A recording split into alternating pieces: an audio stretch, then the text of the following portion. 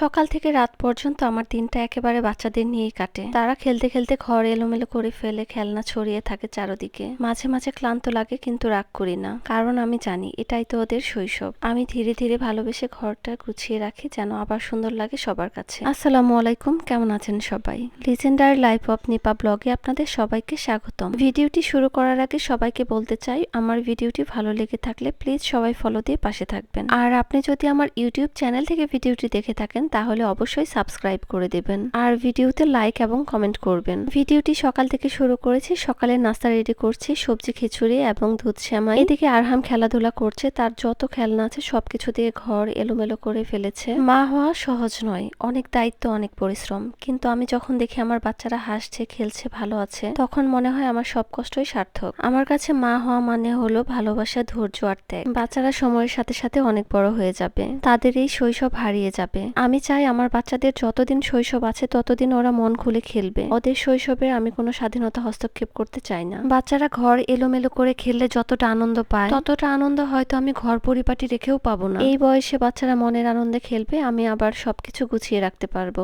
আমার বাচ্চারাও কিন্তু সবকিছু গুছিয়ে রাখার ক্ষেত্রে আমাকে অনেক হেল্প করে। বাচ্চাদের যেমন স্বাধীনভাবে খেলতে দিতে হবে, তেমনি আবার ওদের শেখাতেও হবে, এগুলো গুছিয়ে রাখতে হয়। তারপর আমি দুপুরে রান্না বান্না করতে চলে এসেছি। বাসায় যত কাজে থাক, যত কিছুই করি না কেন, টাইমলি কিন্তু রান্না বান্না শেষ করতেই হবে। আমি রান্না বান্না শেষ করে বাচ্চাদের খাইয়ে দিয়েছি। আরহাম এখন ঘুমাচ্ছে। আরহামের খেলা যখন শেষ হয়েছিল তখন আমরা দুই মা ছেলে মিলে সবকিছু গুছিয়ে ফেলেছি। দিন এগোতে থাকে, আর আমি কখনো ঘর গুছাই, কখনো রান্না বান্না করি, কখনো আবার বাচ্চাদের পড়াশোনায় সাহায্য করি। কখনো মনে হয় আমি যেন একসাথে অনেকগুলো দায়িত্ব সামলাচ্ছি, মা, গৃহিণী, শিক্ষক, আবার বন্ধু।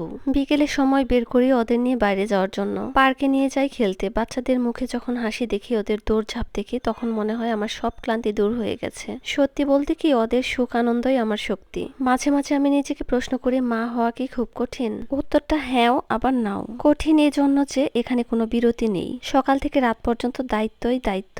আবার কঠিন নয়, কারণ ভালোবাসা যখন এত গভীর তখন সব দায়িত্বই সহজ মনে হয়। সন্তানরা যদি একদিন সফল হয়, ভালো মানুষ হয়, সেটাই হবে আমার সবচেয়ে বড় প্রাপ্তি। আমি জানি আমি নিখুঁত নই, অনেক ভুল করি, অনেক সময় ক্লান্ত হয়ে পড়ি, কিন্তু একটাই সত্য, আমি সব সময় আমার সন্তানের জন্য সেরাটা দিতে চাই। আমি একজন মা, আর এই পরিচয়টাই আমার সবচেয়ে গর্বের।